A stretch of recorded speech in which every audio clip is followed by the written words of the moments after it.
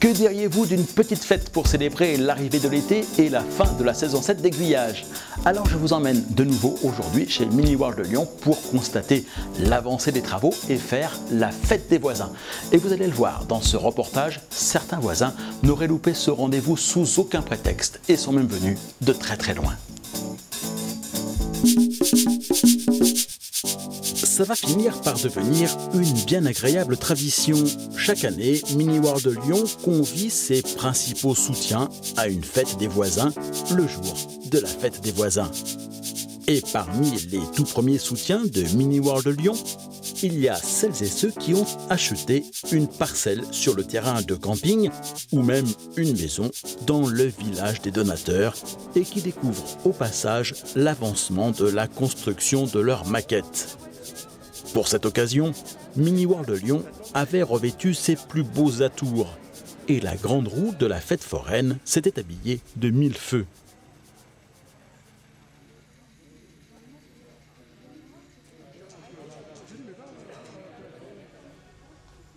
Un avant-goût de ce qui devrait pouvoir être vu lors de l'inauguration des mondes miniatures en décembre prochain et de la fête des Lumières qui y sera donnée.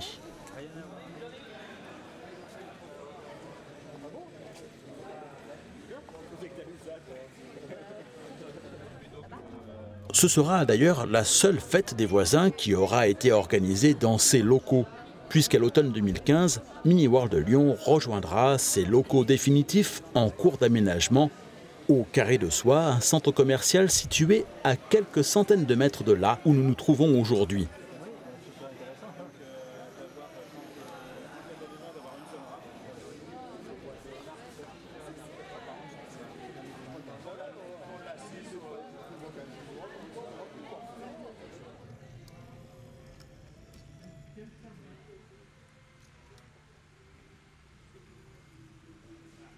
Cette fête des voisins, c'est aussi une opportunité assez unique de pouvoir voir les maquettes animées et éclairées, ainsi que de suivre la circulation de voitures, camions, bus et trains mis en service lors de cette soirée.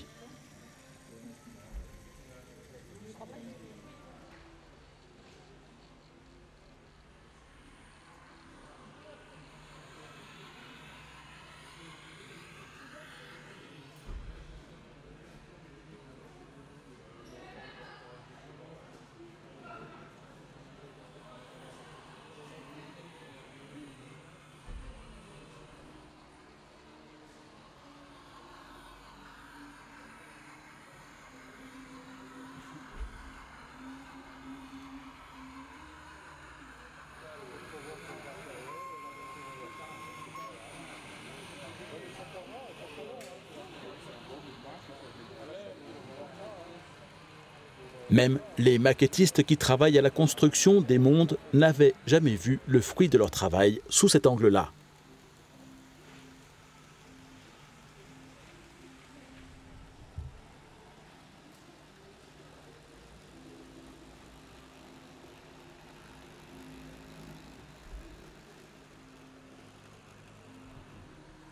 La plupart du temps, le travail se faisant sur un petit bout de module sans aucune circulation ou animation.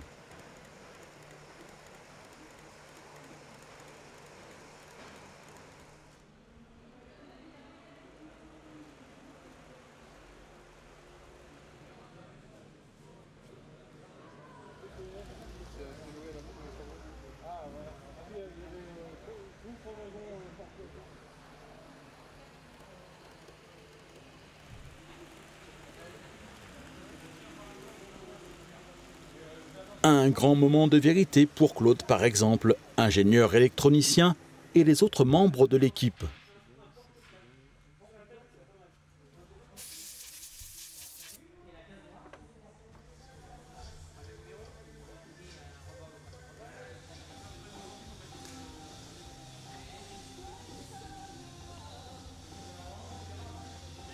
À quelques minutes de l'arrivée des premiers visiteurs, il s'agit de s'assurer que tout fonctionnera pour le mieux durant la soirée.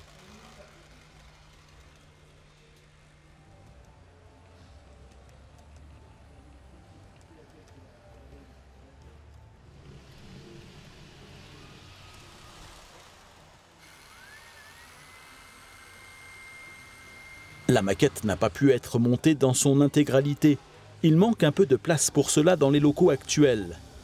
Alors les visiteurs la découvriront en deux morceaux. D'un côté, la ville, avec toutes ses lumières et son intense circulation routière et ferroviaire. De l'autre, la campagne et la montagne, dont le plus haut sommet culmine à plus de 4 mètres de haut, ce qui impressionne à peu près tous les visiteurs au moment où ils entrent dans la pièce.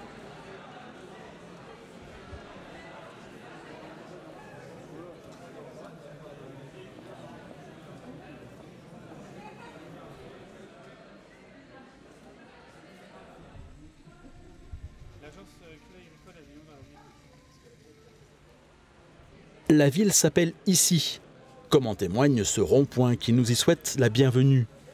Sa rue principale, sa cathédrale que vous aviez découvert à la sortie de son carton d'emballage dans un précédent numéro d'Aiguillage.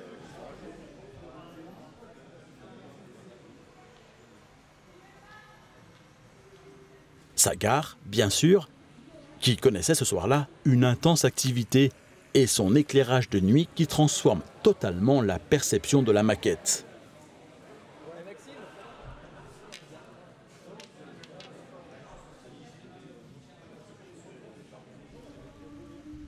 Autre maquette dont vous avez pu voir le tout début de la construction dans un précédent numéro d'Aiguillage, le studio de cinéma, inspiré des Halles de Grenoble.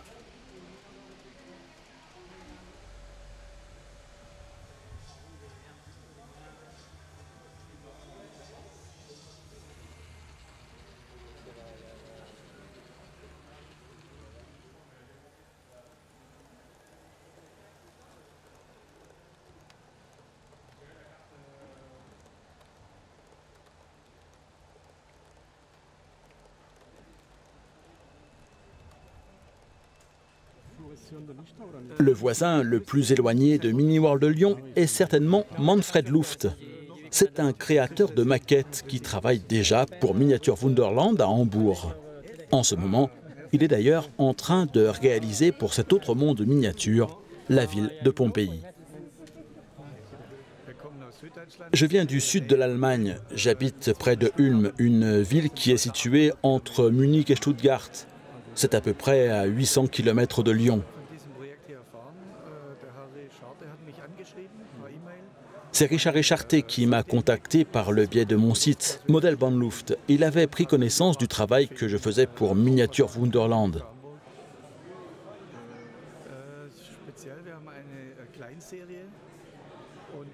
Je suis spécialisé dans la production de petites séries et de pièces très détaillées.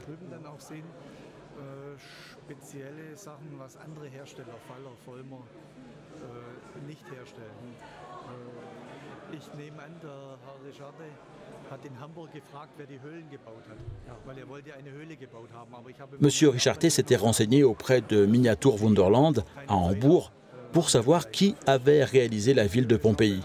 Et c'est comme ça qu'il m'a connu et qu'il m'a passé une grosse commande pour Mini World de Lyon. Ensuite, il m'a invité à venir ici aujourd'hui.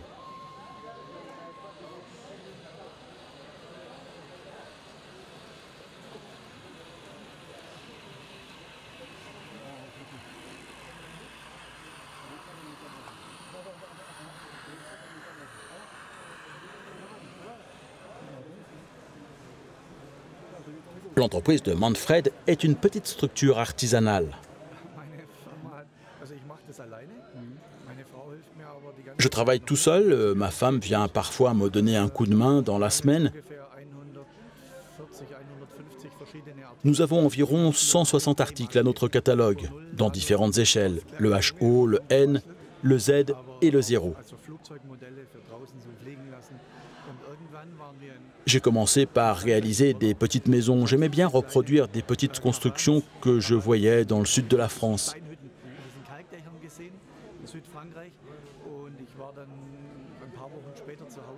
Voilà, c'est comme ça que je me suis lancé. Et Manfred en est donc venu tout doucement à travailler pour les constructeurs de la maquette de Hambourg et maintenant ceux de celle de Lyon. Ici, j'ai conçu les ruines d'un ancien château, ou les constructions troglodytes que l'on peut voir ici,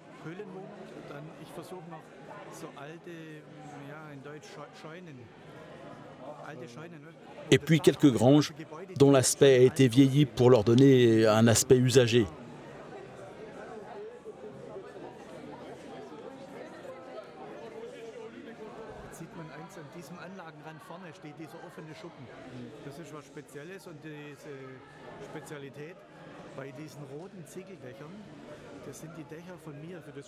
Sur le toit de ces granges, les tuiles sont posées comme les vraies, une à une.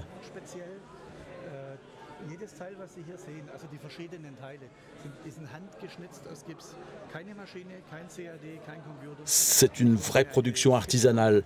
Je ne travaille pas avec des machines, je n'utilise pas la CAO, pas l'ordinateur.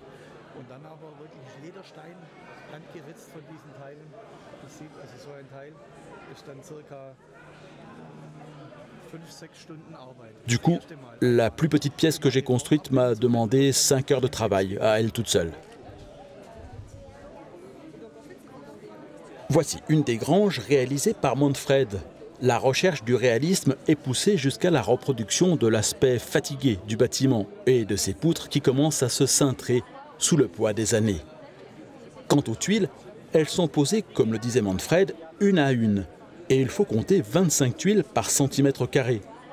Pour couvrir le toit de cette grange, il a fallu par exemple poser plus de 2000 tuiles.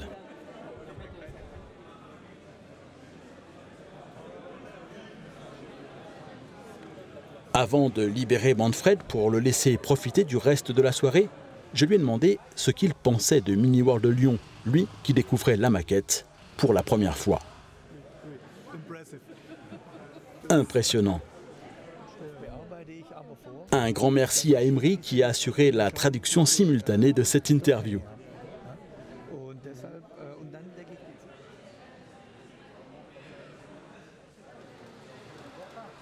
Nous allons nous aussi laisser les visiteurs profiter de cette soirée à Mini World de Lyon, de ses discours, et nous retirer sur la pointe des pieds pour mieux revenir à la rentrée.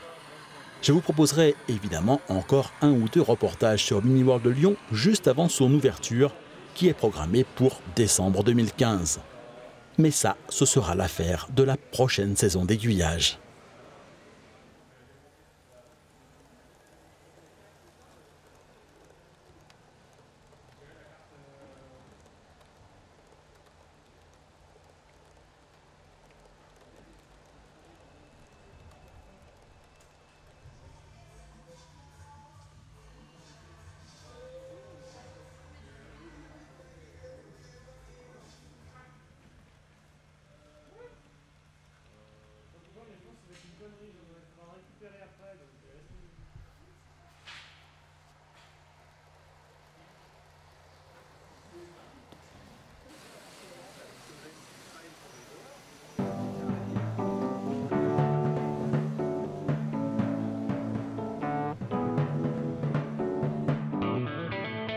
Pas de nouveau numéro d'aiguillage la semaine prochaine, ça arrive une fois par an, ça s'appelle la fin de la saison.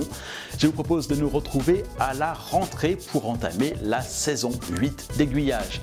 Profitez de l'été pour découvrir ou redécouvrir les anciens numéros d'aiguillage et pourquoi pas faire connaître la chaîne autour de vous. Pensez, si ce n'est déjà fait, à vous abonner à la chaîne YouTube pour ne rater aucun des prochains épisodes et à la newsletter d'aiguillage que vous trouverez sur le site www.aiguillage.eu. Vous recevrez à partir de la rentrée chaque semaine un mail pour vous faire part de la mise en ligne de nouvelles vidéos sur le site. D'ici là, je vous souhaite de passer un excellent été.